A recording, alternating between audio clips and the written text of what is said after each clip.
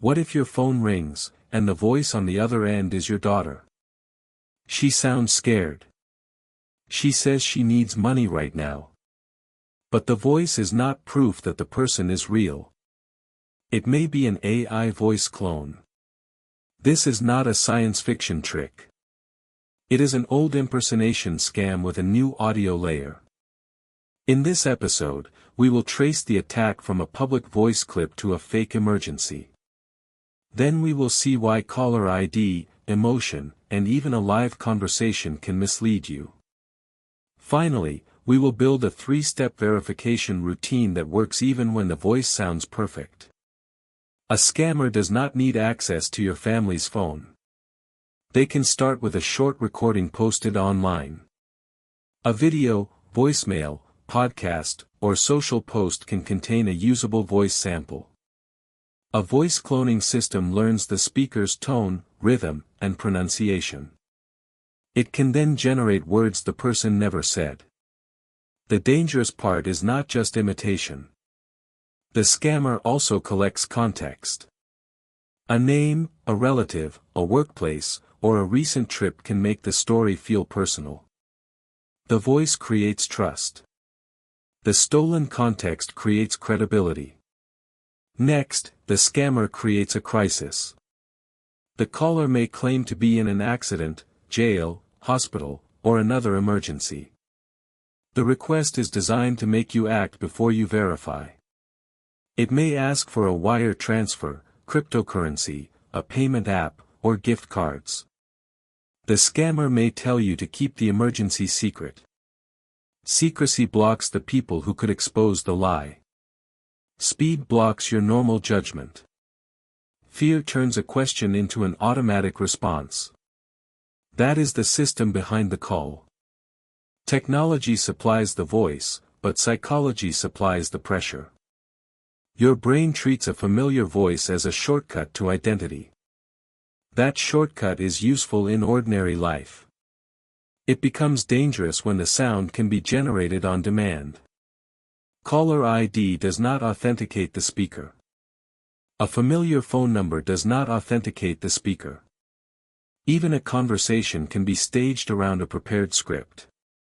The goal is not to win a debate. The goal is to keep you moving toward payment. So do not waste the first minute trying to detect tiny audio glitches. Change the question from, "Does this sound real?" to, "How can I verify who is calling?" Check 1, stop the clock. Tell the caller you will call back. A real emergency can survive a short verification pause. If the caller refuses, that refusal is information. Do not stay on the line while opening your banking app. Do not let the caller coach you through a payment. The first defense is to create time between the emotion and the transaction. Check 2, use a trusted path. Hang up and call the person's usual number.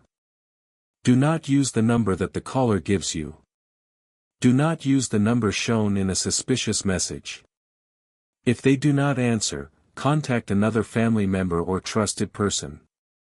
The point is to create a second channel that the scammer does not control. A familiar voice on one line is only one piece of evidence.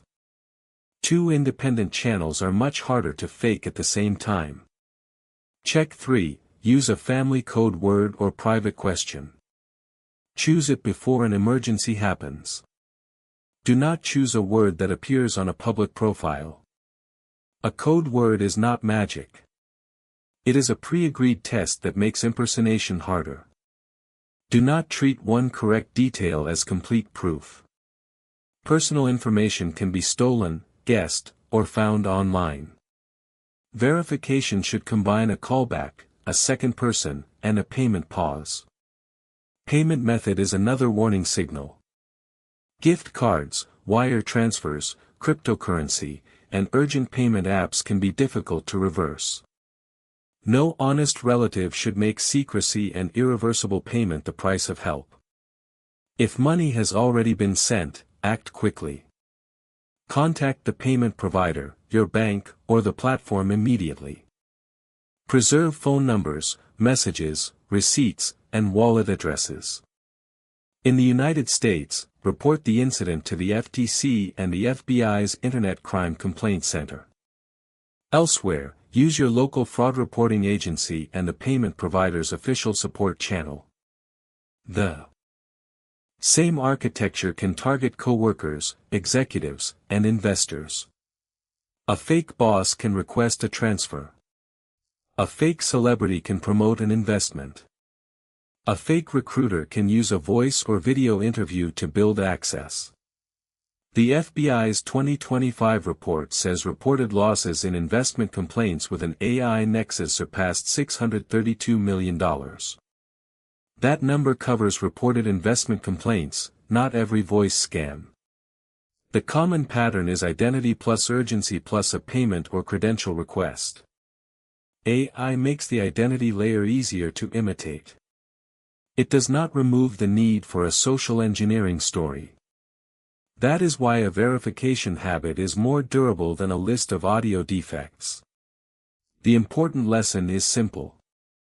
A voice can be evidence, but it is no longer identity. When money, secrets, or credentials are involved, verify through a channel you already trust. Pause the call. Call back independently. Ask a pre-agreed question. Bring in a second person. Only then decide whether help is real. The hidden system is not the clone alone. It is the chain from stolen audio to personal context to emotional pressure to irreversible payment. Break the chain at any one step, and the scam loses momentum. If you want to understand another hidden system behind everyday technology, follow the channel.